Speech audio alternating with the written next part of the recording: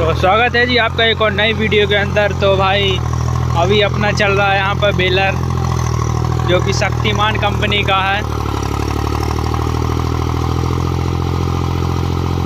और हॉलैंड चल रहा है इसमें।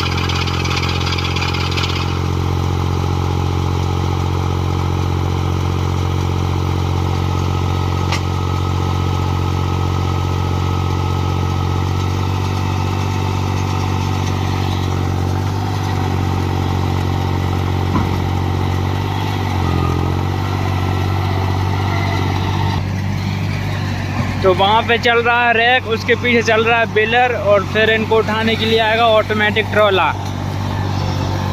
तो भाई देखो हॉलैंड कैसे चलाता है, कैसी का खिंचाई है इसकी। और लोड की बात करूँ तो भाई इसमें काफ़ी ज़्यादा लोड पड़ता है, बेल बनने के बाद फिर बहुत ज़्यादा लोड पड़ता है।